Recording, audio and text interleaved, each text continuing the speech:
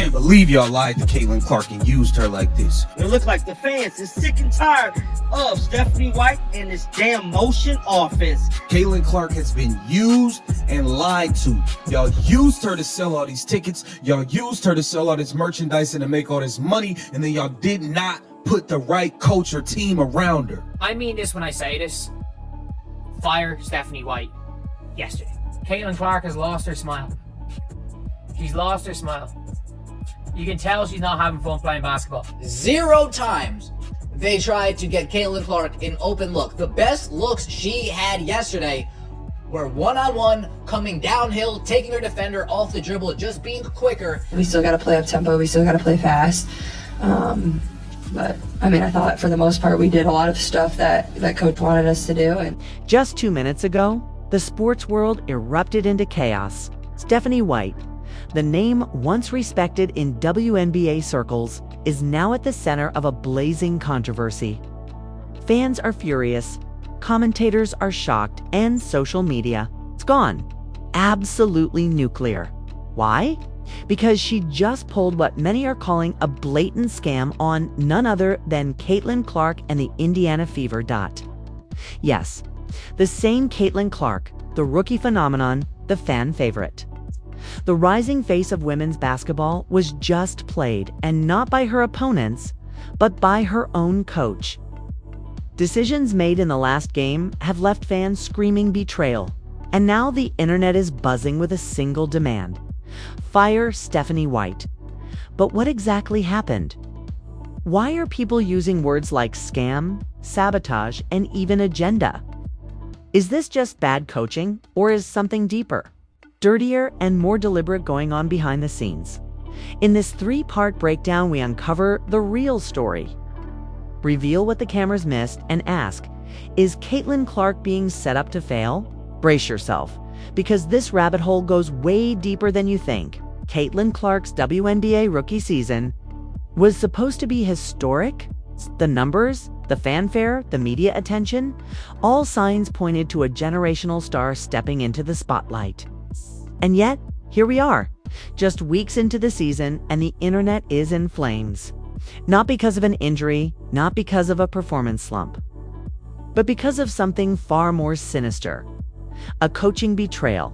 Stephanie White, head coach of the Indiana Fever, is under fire after what many fans and analysts are calling a strategic sabotage against Caitlin Clark, the game in question.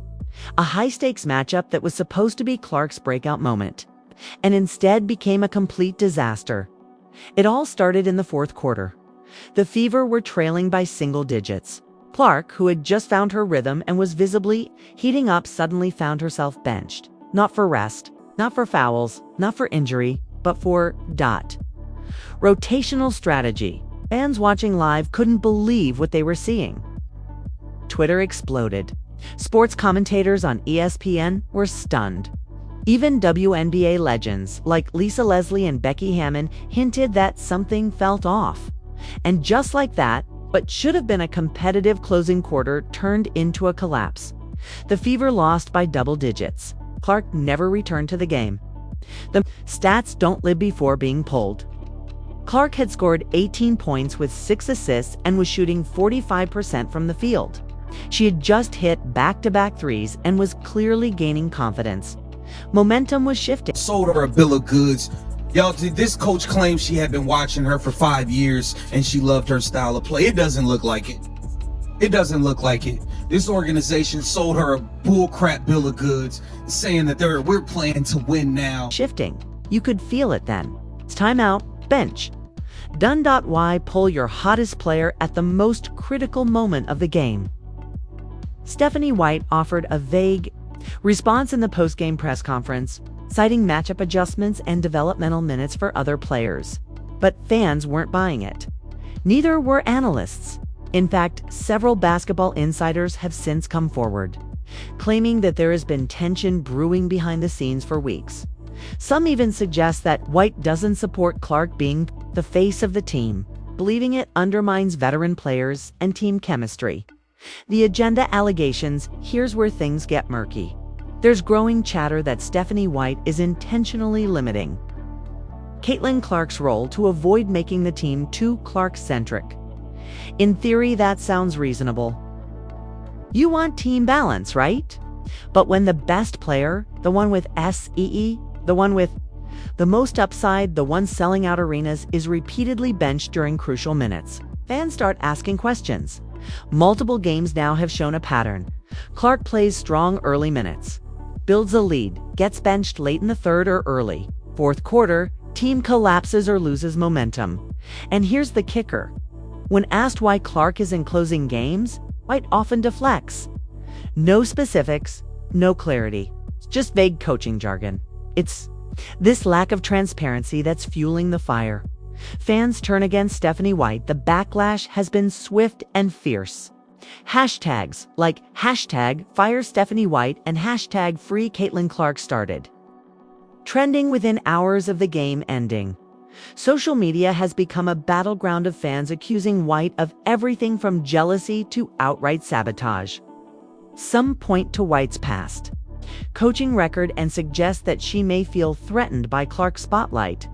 Others argue it's less personal and more philosophical, that White wants to run a system offense, not one built around a single superstar. But even that defense falls apart when you consider that every successful WNBA team leans on its best player in crunch time. So why is Clark an exception? Is she being punished for her fame, her popularity, her fast rise? Is there a deeper issue?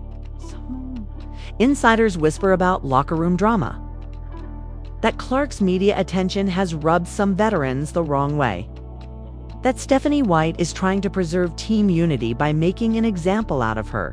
If that's true, it's not just bad coaching. It's borderline sabotage. Imagine benching LeBron James in his rookie season during a close fourth quarter. It would be unthinkable. Yet here we are, watching it happen in real time to Caitlin Clark. What message does that send to fans, to the team, to future stars thinking about joining the WNBA?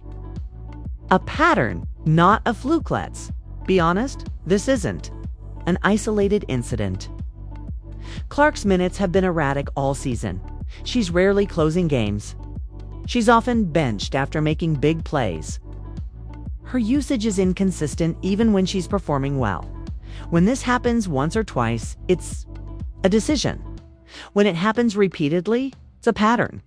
And when a pattern starts affecting not just a player's performance, but also a team's success, that's when you call it what it is: coaching malpractice. Stephanie White may be trying to make a restate, as White may be trying to make a point. But in doing so, she's hurting her team, alienating her star, and losing the trust of the fan base. What happens next? That's the question everyone is asking. Will the Fever front office intervene? Will WNBA leadership step in? Especially given how much the league has invested in promoting Clark. Will Clark herself speak out? So far, she's remained professional, deflecting questions and staying positive. But even she must be feeling the pressure. What happens if this continues? If Clark keeps getting benched in big moments? Because here's the reality. Fans didn't pack arenas and break viewership records to watch Caitlin Clark sit on the bench during crunch time. They came to see a star shine. And right now, that star is being dimmed as the buzzer sounded and another Indiana Fever loss was sealed. The real drama was just beginning online. Within minutes of the game's end, social media was ablaze. TikTok, Twitter, X, Instagram, Reddit, platforms lit up like wildfire with clips of Clark getting benched and fans screaming in disbelief. It wasn't just frustration, it was betrayal. Some of the first viral videos came from courtside fans, recording their reactions. Are you kidding me? She's not going back in. One woman yelled, clearly outraged. Another video showed a father explaining to his young daughter why her favorite player wasn't allowed back on the court. The heartbreak was palpable. The hashtags began trending immediately. #FreeCaitlin #FireStephanieWhite. #LetClarkCook. Fans weren't just mad, they were organizing. The media gets involved. ESPN, Fox Sports, Bleacher Report. They all jumped on the story within hours. On First Take, Stephen A. Smith didn't hold back. I don't care what philosophy you got, if you're not playing Caitlin Clark in the fourth quarter, you're not trying to win the game. Skip Bayless called it coaching sabotage. Even one befriendly analyst couldn't justify it. Monica McNutt, known for supporting league parity, admitted, "I want to believe in Stephanie White's process. But this feels like it's about more than basketball." That's when the whispers started. Whispers from the locker room, sources close to the team began to leak bits of info to reporters. The vibe inside the Indiana Fever camp. 10 Stot's several insiders claim that Clark is well liked by some of my reactions at the time, right after the game. So, I mean this when I say this. Fire Stephanie White yesterday. Caitlin Clark responds, kind of in her post-game interview. Clark was visibly composed but measured. Coach makes the decisions. I'm here to play whatever role I'm asked. But there was a pause, a hesitation in her voice. Her eyes drifted to the side, almost searching for the right words. You could tell the fire's still in her. But the frustration is simmering. What happens if it boils over? The fans, from supporters to activists, what makes this saga unique is the fandom. Clark's supporters are not casual viewers. They're diehard, loyal, and loud. These are fans who bought season tickets just to watch her play. Parents brought their daughters for once-in-a-lifetime moments. Instead, they're leaving arenas confused and disappointed. Online petitions started circulating. One Change.org petition titled Bench Stephanie White, not Caitlin Clark, gained over 50,000 signatures in 2 days. Influencers made videos with side-by-side stats showing Clark outperforming every other player on the court, yet sitting out in the clutch. What's the endgame? Stephanie White is now under more scrutiny than ever before. The front office has remained silent for now, but pressure is mounting. This continues, they may be forced to make a move, either with the coach or the roster, and Caitlin Clark. She may not say much publicly, but make no mistake, every player has a limit. If the WNBA and Indiana Fever truly want to build a future around her, they'll need to act fast. The bigger picture, what this means for the WNBA, Clark's future, and the culture shift in women's basketball. The Caitlin Clark controversy is no longer just about one coach, one player, or even one team. It's become a national sports story. The ripple effects are changing the landscape of women's basketball, perhaps forever. The WNBA's moment. And risk the WNBA has long fought for visibility, respect, and investment. Caitlin Clark's arrival seemed like the answer to years of waiting. Suddenly, games were sold out. Merchandise was flying off the shelves. ESPN and ABC began prioritizing WNBA coverage, but mishandling Clark's development. Image and on-court usage now threatens to undo that momentum. Fans are beginning to ask, if this is how the league treats its most valuable star, why should I care? In other words, this isn't just about Clark. It's about perception. A star's growth being stunted. There's no question that Caitlin Clark needs development. Every rookie does.